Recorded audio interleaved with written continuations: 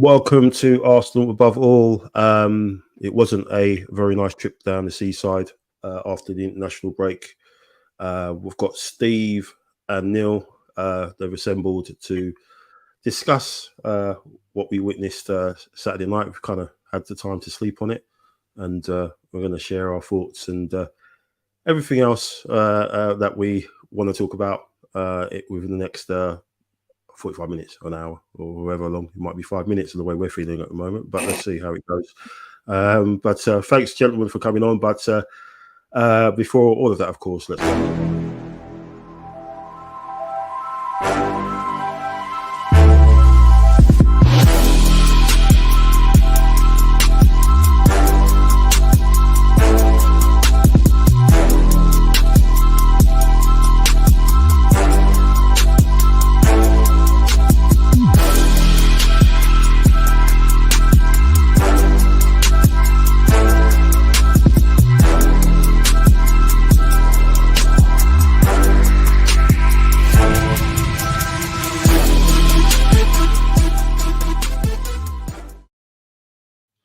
Welcome to the show.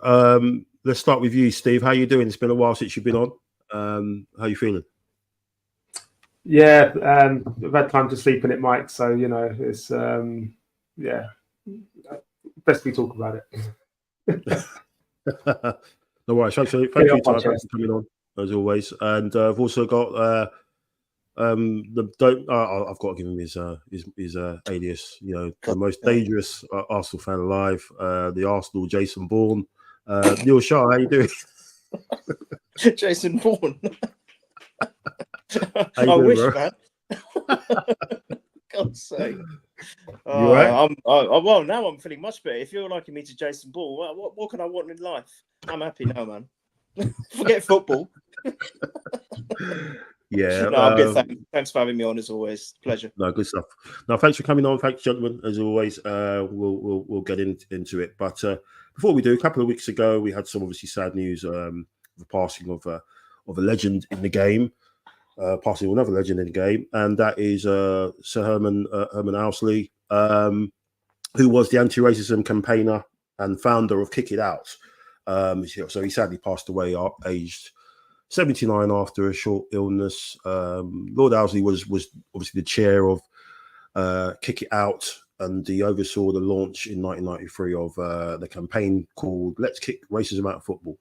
He never received any money for his work in the charity. He didn't receive a penny for all of the work he did.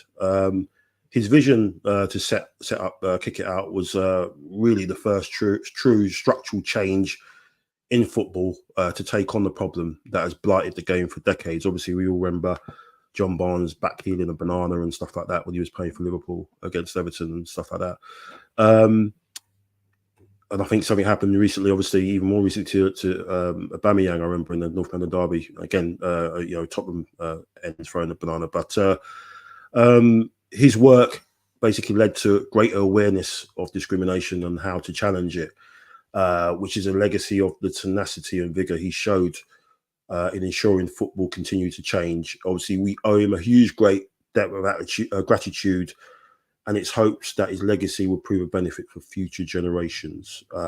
So rest in peace, and massive condolences to his family and friends and all those he's worked alongside in the game. So thought we had to tip our hat to him, because obviously three men of colour and who go to games and now in a much better environment than he used to be off the pitch, let alone on the pitch. So yes, gentlemen. So let's talk about. We'll go over what happened yesterday after the international break, which was an interesting one. Obviously, as we saw towards the end of it, with what was going on with the New England head coach, went to Bournemouth with a few injuries, but I believe that we still went down there with a pretty strong lineup. I think I mentioned in our WhatsApp group, Neil, that I thought the lineup was very strong. It's good enough to get the job done. But it didn't turn out to be. We looked really lethargic, and we looked really sort of cagey and didn't want to seem to take too many risks. And then we kind of almost got into a few traps. David Raya looked shaky. Saliba looked shaky, and then it led to Trossard doing what he did, giving the ball away, and then Saliba having to make a decision, and he got obviously on the wrong side of Evanilson, and we all know what happened there. So we'll touch on all of that. But I just thought the whole shape of the game, we just weren't at the races from the very start, and you got to raise questions about the mentality and the way we started that game, and how we were set up. Normally Arteta gets the boys up and at them, but there was none of that. That led into the second half as well. Bournemouth had a few chances, and then they obviously took the lead with a very well worked set piece. And then after that, we were just obviously open. They scored a second goal, which came from another mistake, really, from Kivior, giving the ball a short back pass. Raya making another mistake, taking out Evanilson again, who seemed to be affording our side, like he was for Porto, really, when we played Porto last year. He was the one up front who gave us a few problems.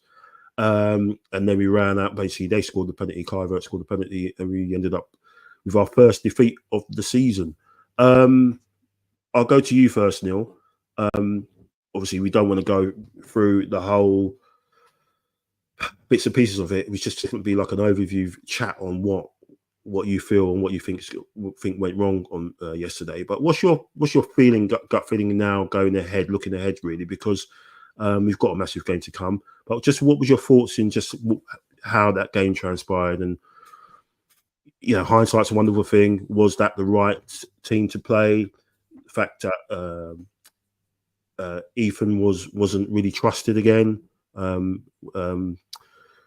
Manero seemed to be the one that was trusted in that number 10 position. But what's your thoughts, really, in just how that game was sort of, or Arteta, I should say, dealt with that game? As an overview of the actual what we saw on the pitch, it just looked devoid of any kind of desire or hunger and intensity to do anything. As you said, they look very forlorn and sapped, which is not good enough at this level, as far as I'm concerned. It's just not what we need. I can't remember how many times I've said that, to beat this City team now, and even now Liverpool by the looks of things, we've got to be absolutely pinpoint perfect. And that was almost, that's what I reckon, a 24% showing of the whole team as a collective. It was awful. As to the reasons why, I mean, there could be numerous reasons. Yeah, but look, we've had to deal with changing personnel. It's not easy to have, two of your main men out of the same game, Saka and Odegaard. That takes away the creativity. And for me, team selection, I as well was with you, Michael. I thought on paper that looks strong enough. It might not be the most dynamic of starting 11s that we're used to seeing, especially for example, last season, where we were blowing teams away from home, literally scoring 4, 5, 6s. It was just an incredible feat that we were accomplishing. And I'm not saying that we expect anything like that, but that team that he put out was probably more than capable. I mean, I know a lot of people were saying the midfield was very defensive and whatnot, but Rice has been more than capable of playing in the 8 role. So is that Mourinho. I think that's kind of what we brought him in for anyway. So it's not like that we just got complete defensive-minded kind of setup there. But for me, and I'm going to say it again, it's Ethan. The lack of him. Yeah, I can't understand, and I get really passionate about this. I don't know what else the lad is supposed to do. People are saying he's not ready and he's too inexperienced. Well, you can't get the experience without playing. He's got to be blooded. Where do you think Saka started? Where do you think all these top players in the world started? Where did Messi start from? His first game, he hadn't already had 10 years experience, had he? It doesn't make any sense when people say, well, he's not ready. Well, he is ready because he's on the, the Arsenal, to get into the academy at Arsenal is one of the hardest academies to get into. To then get into the, to the senior team, you've got to have something about you.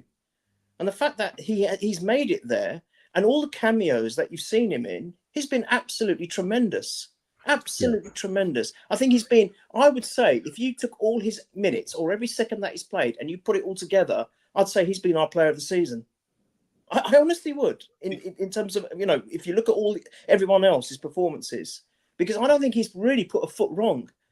And if you don't have that creative spark in midfield, but you've got him sitting there on the bench, that doesn't make any sense to me. So I think that's one mistake that Arteta has made. And then I think maybe the wingers he could have chosen better, simply from the fact that I've always thought Trossard is better as an impact sub. He's more efficient and more effective. I think Martinelli maybe could have done with the start. Yes, there was a question over his fitness, but then if he started and he made an impact, he could have then come off a little bit earlier. He could have come on after 60 or 75 minutes or whatever it was. And then on the other side, I mean, I did mind Sterling. I do want to see more of Sterling. And he did a couple of things at the beginning which weren't too bad. But I think overall, without going into, you know, kind of destroying individuals, it just was a collectively bad performance. Where we go from there, I don't know. But we've got to pick ourselves up immediately. That's my opinion. Immediately from the next game. Yeah, absolutely. That's the thing, right? Because you're up against. We know what we're up against. We're up against a machine, the City machine. Obviously, we saw what they did today. They obviously got that injury time winner, and you literally basically saying to yourself, well, you can probably afford just to lose one more game, you know, in the league, and to be in a, you know, with a chance of winning the league, which is insane. But yeah, I was going to touch on Ranieri a bit, you know, a bit later, Steve. But yeah, I was just going to say as well, I was slightly concerned that he throws him on when it's 2-0. It's almost like, okay, the game's gone now. You can, you know, you can go on and have a little taste. Whereas you don't put him on a little bit earlier, or don't start him because he's so risk averse.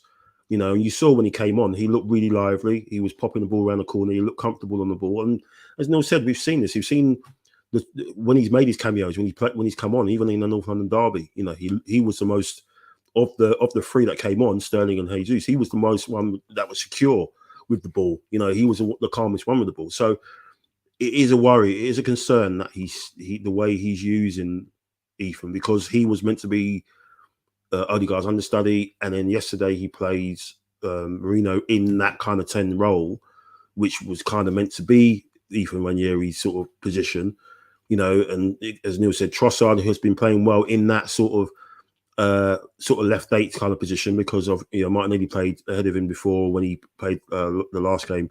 So what's your thoughts on that as well? Just how that game, obviously looking back on the lineup, was it the wrong, you know, individuals? Could it have been maybe Jesus, because we know he loves to be anywhere other than in the box, so he probably would have done really well, you know, chasing people down and tackling and stuff. But what was your thoughts on the lineup and just how we looked? We just didn't look right at all for me, right from the off. Yeah, I'll say a couple of things. First of all, before the game, we had the same points this time last year after 7 games. So not particularly playing well, same as last year. We didn't start off the season particularly well. We were, you know, just getting through games and, you know, luckily to get some wins along the way and stuff like that. So before this game, we had the same points this time last year. The only difference this year to last year is our team is not that settled. We've had a lot of changes, whether it be through injuries, suspension, just rotating players. It's not a settled team. I mean, our back line has not been settled for the longest of times. You know, we've had Calafiori come in, we've had Timber come in, we've had White come in. We've had so many people in that back line, and the only 2-3 constants have been, you know, Saliba, Gabriel, and Raya. But now we miss Saliba for the next game. So we've been quite disjointed defensively in midfield. Again, we've lost our big weapons in Saka and Odegaard. Would I have gone with that midfield? Mike, you know me, I'm always praising the Hayland. I'm always saying we should just throw them in. Arteta's not a gambler. You know, we all know that he's not a gambler. He's gonna go more safe than gamble. Everybody I know would have loved to have seen Ethan play yesterday. It's a good opportunity for him to play, a chance for him to shine. But I understand why Arteta went the way he did. You know, it's a good lineup. It's just been difficult. We've not been settled, and I think that performance yesterday was it just showed that nobody had been settled in their positions. Sterling was making a start. Marino was making a start. Trossard had been moved. Havertz was still putting himself about up front, to be perfectly fair to him. There was a lot of change in that team, so it looked disjointed, it felt disjointed, and we didn't help ourselves again. You know, that's the disappointing thing. We didn't help ourselves again in this particular game, and when you consider we're 8 games in, that's 3 times that's happened. We do need to just cut out the mistakes as quickly as possible, because otherwise it will be a long season. But at the same time, we're 8 games in, and there's still plenty of points to play for. Yeah, 100% get that. But I think, or somewhere that obviously Arsenal are, you know, up until yesterday, you probably could say, out of possession, people have lauded us for being probably the best team out of possession because of our shape and the way we structure everything, the way we keep things narrow. Obviously, you saw that against City, how we sort of, you know, shut that down and defended in banks of 2. And then, you know, everyone sort of said, yeah, you know, we're great, you know, out of possession, whether that's with 11 or 10 men. Obviously, yesterday was slightly different.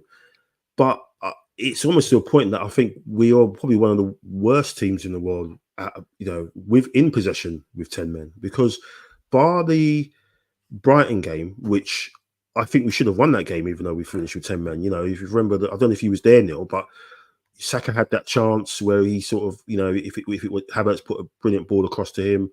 And then I think then Havertz had a chance which Saka set him up for. So in that game, we finished really strong, and it was almost like we had an outlet. We had a proper 2 outlets. It was like Saka and Havertz were rotating, you know, playing up front, taking turns and everything. But since then, you know, obviously as you've seen, you know, we just don't seem to have an idea of a threat. Yesterday, Havertz was up front, and they were just firing balls to him, and there was just no one else around him. It was just, you know, it's almost like do they train? You know, did they prepare for this? What do they do? You know, it just seems really not amateurish, but it's just like no instruction, no direction. The first thing he thinks of is defense. You know, I'm going to take someone off, attacker off, put a defender on. When really, I mean, obviously, I don't get paid 15 million a year, which he gets paid. But I think, you know, looking at it, why not put Declan Rice back as centre back? He's played there. That's where he started his career. Just put him there as centre back. You know, then that just leaves, you know, Sterling on if you want. You know, you can still keep Sterling on. You can keep Marino and Partey to act as a shield. I just think when you go down to 10 men now in the Premier League, you need to have not just one outlet. You need to have 2 outlets. You need to have 2 people kind of working together as like their own team. And I think that's why that Brighton game, we almost won it because of Saka and Havertz. When you've just got one up there, which was Havertz, nothing really happened until Martinelli came on and he missed that big chance. And then after that, you know, we went down and that was it. But yeah, just what's your thoughts of Neil and just how we bounce back from this? Because it seems like it's a massive blow. Obviously, we saw Rice come out and he said what he said. He was kind of saying we can't make mistakes anymore. You know, we're making too many mistakes, I should say. Obviously, he was one of them. It was obviously like it was a few words were said in the dressing room after the game. It seemed, which was kind of good. You know, for me, I'm fuming at Saliba, but I'm fuming at Trossard. Just the way he switched off and what on earth he was thinking of doing. You know, he's gained intelligence there. He's normally up there as one of the best, but he just completely, I don't know what he was doing.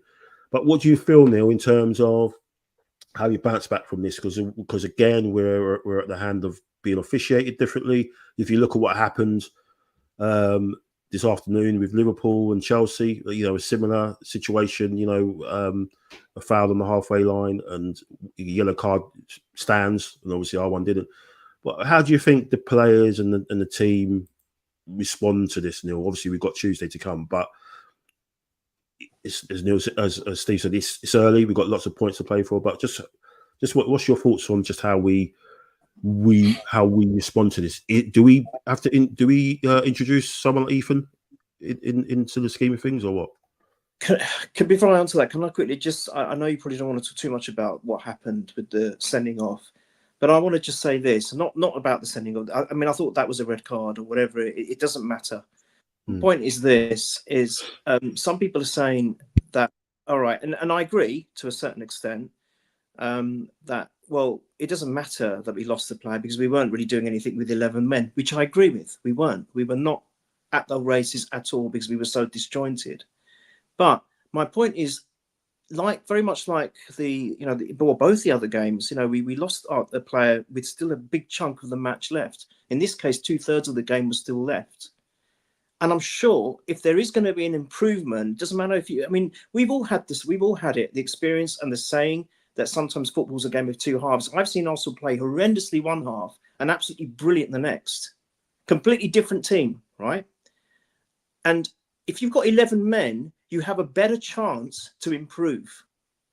So the controversies does hit us in a way. Again, we can all talk about conspiracy theories and how the Webb doing what he was doing and everything, all the other problems we've had, and unlikely that these kind of yellow cards and red cards are not going to happen again, and only happens to Arsenal, yes. But if we still had that 11th player on the pitch, although we were playing horrendously or we weren't playing anywhere near the levels we should be, at least the half-time talk, maybe Arteta could have changed things with the players, maybe given them some motivation. And with 11 men, you're going to have a better chance than with 10 to try and get back into the game. So that's my point. So I don't want to hear all right, everyone's entitled to their opinion. I'm sorry, I shouldn't say that. But I don't agree, let me put it this way, when people say, well, it doesn't matter because we weren't playing great with 11 men anyway. Because that was so, if it was later on in the game, maybe there's a validity to that. But it was only 30 minutes in? 30 minutes. Exactly. So there's still 60 minutes left. So anyway, I just wanted to say that. And I'm sorry I digressed. As to how he bounced back, well, what I'm going to say. Ethan has to start. I don't know what, I get we have got quality already there. The players which are fit and they're not, there's no injuries or they're not carrying anything. That's fine, and they are quality players. But he is providing something different for us at the moment without the likes of Odegaard in the team, and potentially without the likes of Saka again on Tuesday. We don't know if he's going to play. And so what do we do with what we've got? Well, I think the answer is with Ethan. That's my opinion. I could be wrong. Maybe the stage will be too big for him, but I don't think so. See, when I see him play and come on the pitch, he plays with such almost like a calmness and confidence. It's almost as if he's been playing for the team for many, many years. Yeah. He actually, to me, he looks like an experienced player. So despite his young age, he doesn't look like someone who's going to be overwhelmed or overawed by anything. Yeah. And you can't, and even if let's say hypothetically he does start on Tuesday and he doesn't have a great game, you can't then just say, no, well, we tried it, that's it, we'll throw him in the bin. You've got to stick with him. So I'll go even further. Yeah. You can't just give him one game chance. But to be honest, from what I've seen of the lad, I don't see that happening. I think he'll come on and he'll have a tremendous game if he's given the opportunity. So that's that. Timber, if he's fit, has to play. Because if he is fit, he needs some minutes on the pitch because he has to feature against Liverpool. Yeah, we need the best we can possibly get now without Saliba. Now, I am right in thinking Saliba's only a one-match ban. Is that correct? Yes, it is. Yeah. Okay, so that's one relief, and thank God Rayo wasn't sent off because I thought he was going to get sent off as well. Jesus Christ, can you imagine that? But thankfully, that didn't happen. So with all the others, Odegaard, we're not sure. Saka, we're not sure. We've got to make the best of what we've got without Saliba. And I think Timber, please, if you're fit, he has to play. Ethan has to play. I think other than that, I think Rice and Partey and Ethan as a midfield will be fine. But the most important thing is, I think he's got to stop appeasing. I think he's appeasing Trossard after that stare that he gave him in the game that he scored the goal. I could be wrong. I don't know what's happening behind the scenes. But I feel that ever since then, he's almost like starting Trossard because he's scared of something. He's got to go with, again, look, these are only my opinions, guys, but I've always felt that Martinelli is a better starter. Trossard is a more effective sub. And maybe we change it for Tuesday. Martinelli starts, maybe Trossard comes on if we need him. And on the other side, don't know. We could even try Jesus again. But then again, I don't want to make Sterling feel like, am I just like being thrown to the wayside because I wasn't effective? I don't know. But the big one for me, and that one I think we're all worried about because we were talking about it on the chat, is Kyrgios' mentality. The fact that he was subbed, coming on as a sub, I don't think he did anything wrong. Yes, he made a mistake with that, which led to the penalty. Yes, but other than that, playing on the wrong side, which is different to what he's used to, for one, and then secondly, I don't think I've seen a bad performance from him apart from that mistake the whole time he's featured this season. So I think it's really unfair to treat him the way he was treated. And so for me, you're asking what should change. Well, I think Arteta's got to change. Who am I to tell him? God, it was stupid. But from my opinion, he's got to change his game management. He's got to change his player management because I think he got it very wrong against Bournemouth. So that's what I would change. And of course, we've just got to bounce back. We've got to get that hunger back, that fight that we've seen. We've seen it against Man City when we were struggling with 10 men for half a game. I want that fight back from the players that, they're willing to die to win, that hunger. That's what I want to see return in the players. Yeah, 100% agree, Neil. Steve, I mean, would you go along with that? Would you introduce Ethan? I mean, I think the fact that he played Monero, he should have got an assist. Obviously, he had lovely feet, which led to the pass to Martinelli, who took it first time and probably, obviously, looking back at it, maybe should have taken a quick touch, possibly. It was a bad finish, wasn't it? He looked like it was a baptism of fire for him, really, wasn't it? His first start away from home, and he's having to put in extra, doggies because we're down to 10, and he looked like he was flagging, to be fair, fair play to him. But he did show some nice touches with the ball. But I just think someone like Ethan, with no fear and such rapid feet and everything, quick change of direction, is exactly what we need. We need an injection there because you mentioned a stat. You sent a stat over to me earlier today, which surprised me. So I'll let you say it. 29. 29 big chances created, Mike. And look, unfortunately, like I said, right or wrong, I'm not in that position, as Neil said. Arteta's not a gambler like that. But we've got to shift our team for Tuesday to replicate it for the Liverpool game. And by that I mean Raya starts in goal. At right back, it's either Timber's fit and he starts at right back, or he's not fit, and then there's no point risking him at that point because it's not going to make a difference for Sunday. But if he's not fit, then you've got to go, right, I'll play White I'll play Benny White at right back. If Timber is fit for Tuesday, then White can slot in at centre back. Because then that's where he started for us, if you know what I mean. And then we got moved out to the right, so he can play at centre back. Left, I'm happy with Calafiori. I think he's still growing. He's still getting up to the speed of things, but he's growing, and I think he's understanding the intensity of just how difficult things are. In the middle, Ethan has to start for me. We can't have three players that do effectively the same type of job. Without it doesn't offer you much, if you know what I mean. The reason why Trossard was playing in the Odegaard role, for example, was because he offers something in that position. When we switched him out to the left-hand side, he offers less.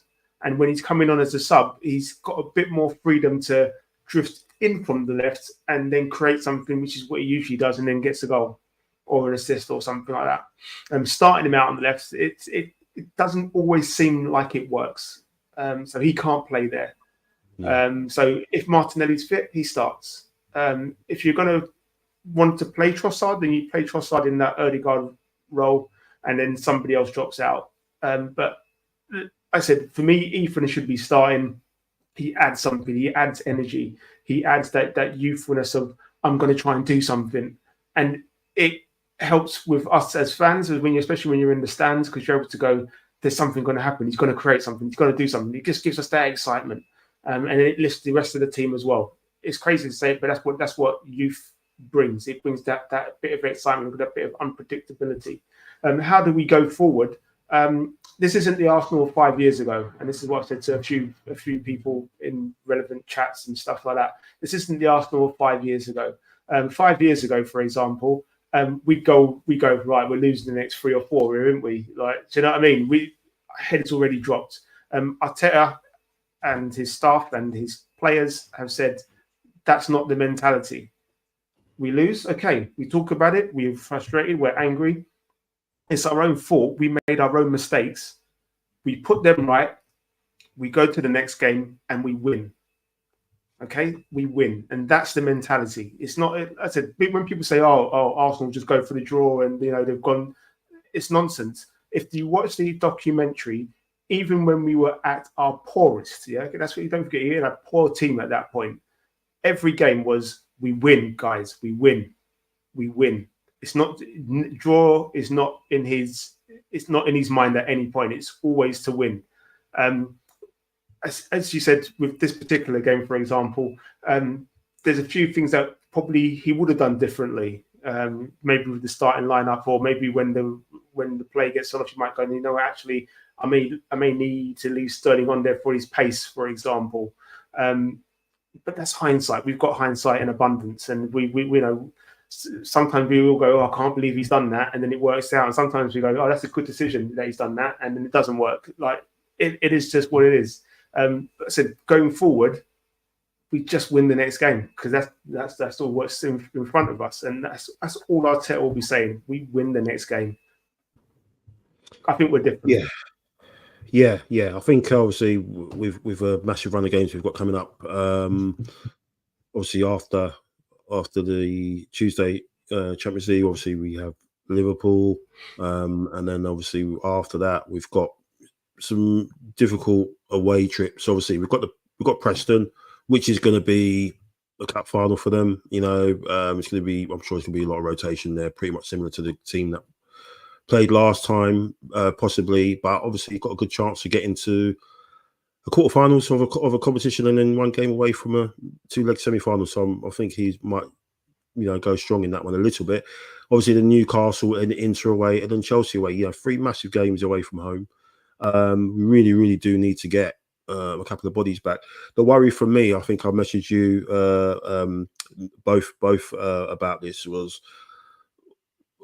the over-reliance of our right-hand side, which has been great, been absolutely fantastic when it purrs, White, Odegaard and Saka, how amazing they've been, and neglected the left-hand side to somewhat, left Martinelli out on an island certain times. He was just there leaving it on his own, probably the fewest touches of every game, and then if one of them is missing, then you're kind of okay, we'll swim through it. Saka has been we've pretty much been on his shoulders for the last couple of games with the numbers he's done.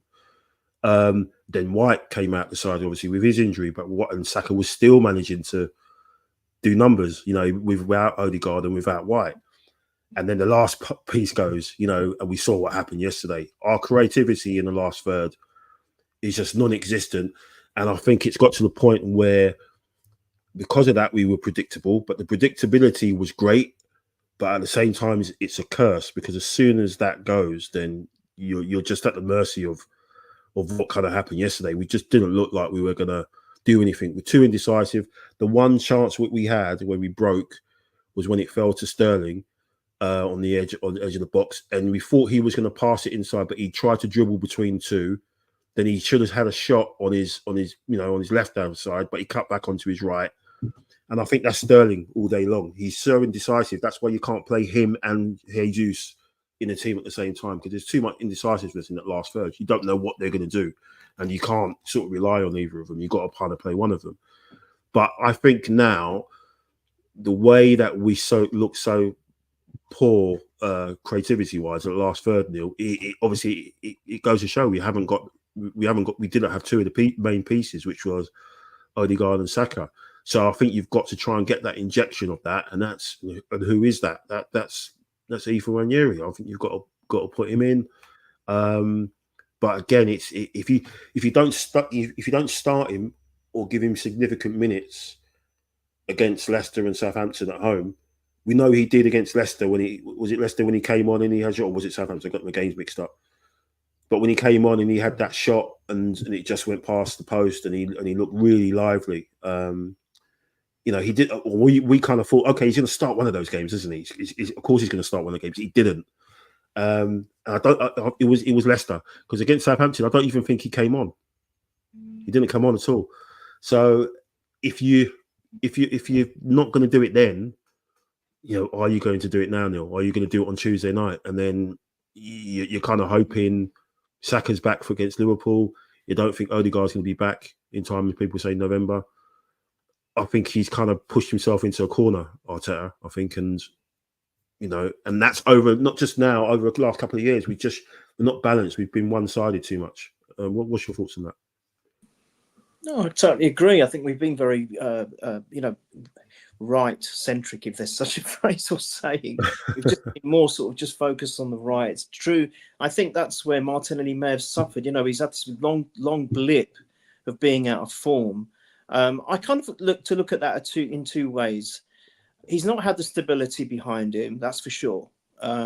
He's been. I think Steve, you mentioned it earlier. There's been numerous changes of personnel, so he hasn't really formed a connection like Saka has with the likes of White and Odegaard, having those triangles. Sometimes when we saw those triangles working, it was something beautiful to watch and behold. But like you said, it's like Martinelli's like almost on his own, because he has had no one really to establish a relationship with. How many times have we said on these podcasts that forming a relationship like the one Saka and the one that Saliba and Gabriel have, then potentially, hopefully maybe Rice and Partey will form one. Saka, Odegaard and White had one, and hopefully they will, regain that. It's important that, something on the left is also manifested to kind of replicate that. But how can that happen if every game or every other game, they're different personnel on that side? So it's no wonder that the left is significantly weaker. And I've noticed that it's actually, can you imagine playing in that position as Martinelli does? So how many times have we been watching games and then we're on the chat and we're saying the left is almost being completely overlooked?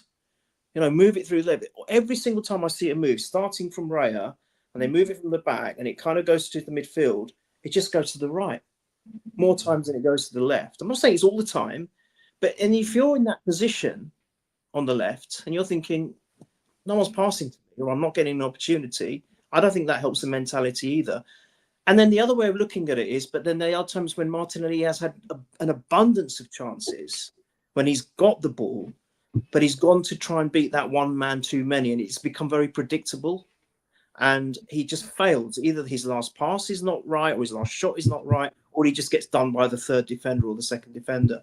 And I think we have seen a little bit more of the old Martinelli. That's the irony in the last couple of times we've seen him play, and yet he didn't start against Bournemouth. And I think that was a mistake, because I think if he'd started that game, it might have been a different game as far as I'm concerned. But yeah, in terms of what we're talking about, Ethan, I think I think it's a no-brainer for me. I'm going to keep saying it until he plays. It's a no-brainer. I don't care if he's inexperienced. He's got to start. And I know what you're saying, Michael, that if he didn't play him on those games, you're right. It was Leicester, because then we were all expecting to start with Southampton. You're right. That was it. Yeah. For me, he's got no choice. Who's he going to play? Who have we got in that midfield now? They'll play the same team. It might be. Otherwise, he goes with the same as he had with Bournemouth, and I think that would be a mistake.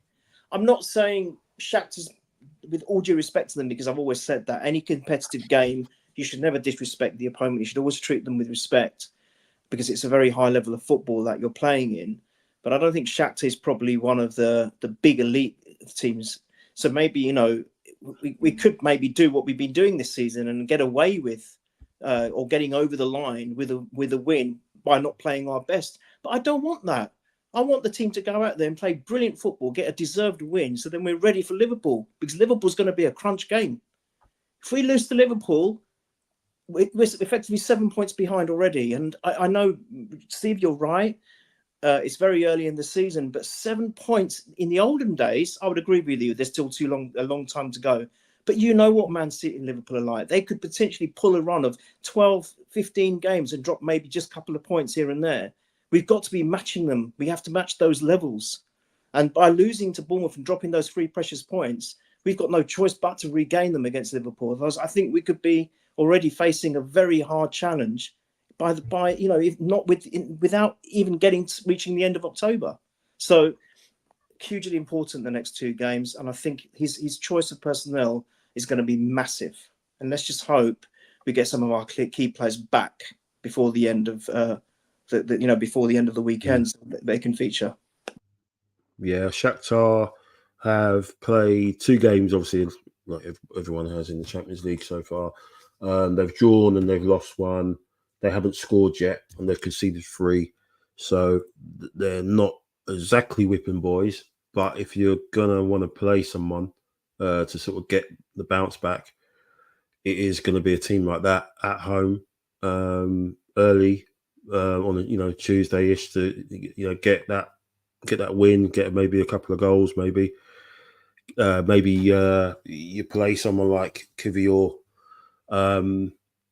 maybe left, maybe I don't know, but I think the fundamental thing is to get, like you said, Neil, get Timber back. We have to get him back because he unlocks so many things that we're able to do, and especially with what we've got to come. Obviously, Liverpool today, I think they put Diaz on the bench because he obviously travelled from international, so he was conveniently rested. Obviously, I think they've got the Champions League matches this week as well. So if you get Timber back, then that kind of gives us a good chance to get right for that game on Sunday.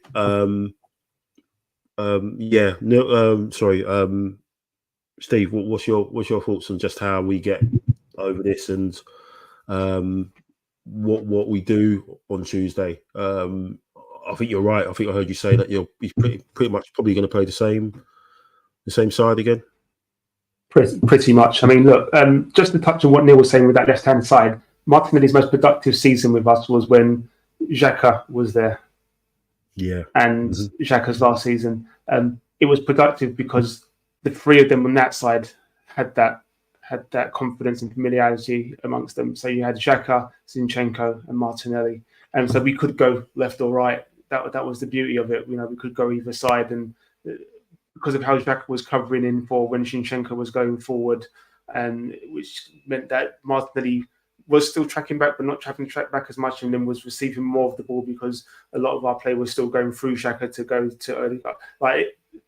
We were more dynamic, is what I will say. We need to look. Like I said, it's early in the season, and I'm sure as Marino gets up to speed and stuff like that, it will get there. Have to start Ranieri. Like I said, I can't see him not being part of that first 11. It's a great opportunity because if you start him in that game and you go, right, actually, this is why he is in this team and this is why he has started. He can perform, he can not perform. It doesn't matter. If he's not fazed by anything, you play him, and then when you face Liverpool, you go, right, I'll flip a coin now. Do I stick or twist? Because then you've got the option to then go, I can start him against Liverpool. People will say it's a massive game and you don't want to put him in there. Every footballer, every professional looks forward to that sort of game. If they don't, then it's not. It separates, quite literally the men from the boys, doesn't it? He will relish playing in a game like that. He'll relish starting in a game like that. But you need to give him that one before to give him that one to go forward on. Because like I said, he can have a poor game against Shakhtar if he wants to start, and it'll just be, okay, look, you've had a poor game, but like with everything, what did you learn? It's a learning curve. This is what we've learned. This is how you go forward. And then the Liverpool game comes and you go, right, I'm going to put those mistakes right. But if he has a good game against Shakhtar, again, it's still the mentality. What did you learn? Because I've seen lots of clips of him asking people like Odegaard and some of the other more senior players for tips and advice and things to learn. He will keep on doing that. The coaches will keep on giving him that information, and he will keep getting that confidence. So when people say, well, you can't start him, as you said, Mike, Messi, he didn't just come out of nowhere. He didn't have 10 years just locked up in his back pocket. He's been playing football. The kid's been playing football. Yeah. You look at Yamal from at Barcelona right now. You look at, I was speaking from my friends earlier, and it's just even like when you look at Michael Owen when he burst onto the scene, you just have to play him. Yeah. It's not rocket science. It's not rocket science. As Neil said, if they're good enough to be in the squad, then they're good enough to start. It's not rocket science. You just have to play them and give them the minutes. And like I said, I've always been a big fan of our Haaland, especially during some of our more darker times when we were having loads of massive big name players on these stupid contracts that just didn't perform. I was always like, we've got the Haaland right there, play him. It's funny, because sometimes a lot of these youngsters, especially they need their opportunity. They get their opportunity when there's an injury. There's a big injury. I remember Hector Bellerin. There were talks about how good he was in the reserves and he was going to make the step up, and then it was the injury to Debussy, wasn't it? That he got his shoulder popped out, and then Bellerin got in, and the rest was history. He got his chance and he stayed in there. It's kind of ironic that we have a player who has been injured, Odegaard, and he still hasn't been given that opportunity. I think we maybe needed Arsene Wenger just to sort of put on an Arteta mask and pretend, just throw him on and give him his minutes, and then escape through the back door again just to give him a go. Because I'm sure Arsene would have just said, "Oh look, there's your chance, son. Get in there and show it," and then the rest would have been history for him, maybe. Even that left-hand side, Mike, just very quickly. Even that left-hand side. I mean, we've got Lewis Skelly there as well. I mean, again, he's looked good. Yeah, looks good and he looks solid. I know that's not his preferred position, but again, he's looked good. And if you're looking for triangles and to create a better left-hand side, I know Calafiori's going to play there, and like I said, I'm happy with it. But if you're going to shift people around, you can go, right, look, Calafiori, I can stick you in centre-back. You play the left centre-back. He has shifted over to the right-hand side and played right-back as well. So you can sort of go, okay, maybe you play the right-hand centre-back. Then you put Lewis Skelly there, and you have him, Martinelli, and da-da-da-da. And I said, there's options, but he's got to do it, stick with it, and give them the confidence to roll forward with it. Yeah, he played in the EFL Trophy last week against MK Dons, and I think he was playing as a defensive, a defensive mid and like a number 6 a lot. So he can, that's his position, but he obviously can do it all. And we've got Mac here, who's pretty much echoing what you said, Steve. Ethan is the key. We need to lock in yourself, Neil. Sterling is like a dog with a ball. It's not that hard to basically give him his opportunity. Like again, so the top teams will drop points. They always do. City almost did it today. Liverpool almost did it today. We still have a chance, but we just need to make sure we unlock the talent on the bench. Yep. We need Mikel to sort of release the handbrake. Maybe we need a trip to Dubai or something. There's no winter break this season, so I don't know what he's going to do. But I agree. We definitely need an injection somewhere. I'm sure a few home truths will have been said yesterday in the dressing room. We know what that's like with him. He didn't look happy at all. Very, very annoyed with another red card and putting us in a stupid position. Because the Premier League, it's a. I think a mate in a chat said, playing away in the Premier League is no joke anymore. You have to earn your wins, and we did that in with that run we had. This is our first defeat away from home in 2024. And obviously the run that we went on from January and what we did. But we did that by being clinical, those 6-0 wins, and stuff, and those 5-0 wins. We just need to get back to that. And obviously that I think we need to get Odegaard and Saka back as soon as we can. And if not, you've got to have faith in what you have in the squad. And that's definitely Ethan Nwaneri. I think, whether you guys have said he's ready, he's got no fear. Just put him in there. Just put him in on Tuesday. Let's just give everyone something to think about and just inject some energy.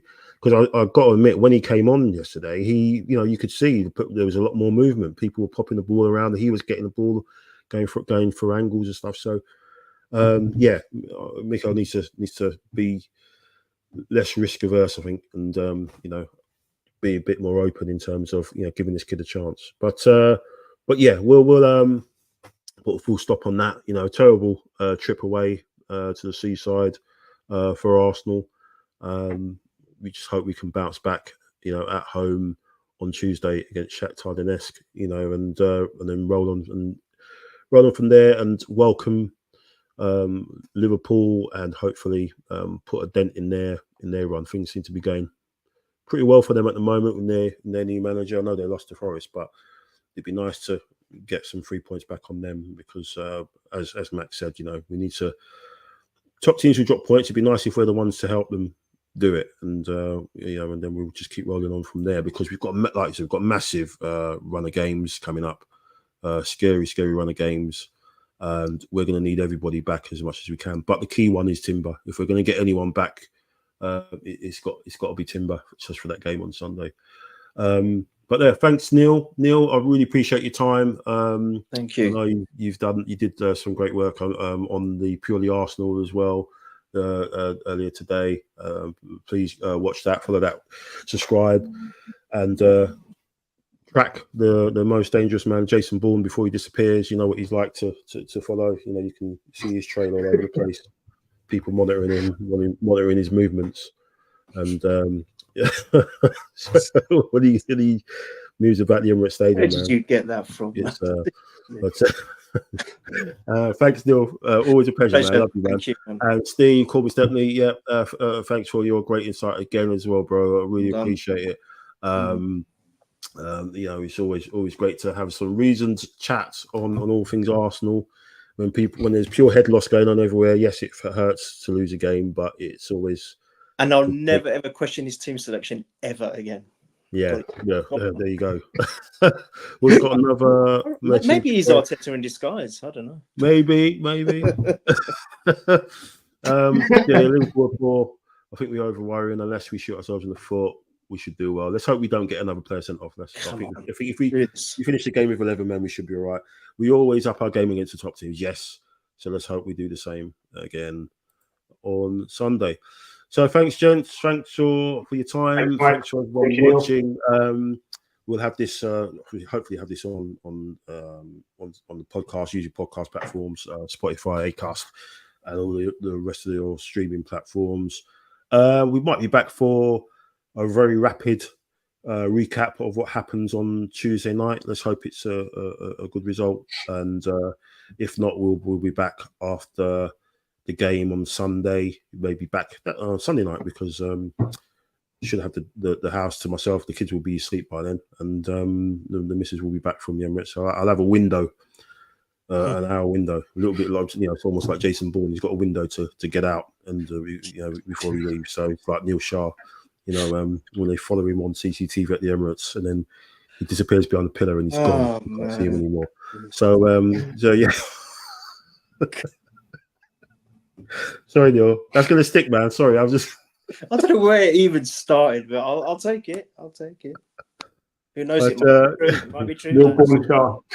It might be true, lads. I'm not saying anything more. No, thanks, guys. Thanks, and we'll be back hopefully on Tuesday. If not, it'll be Sunday night. But hope all well. Have a great week, gents, and come on, you Gunners. Central figure again, and he looks to trick Michael.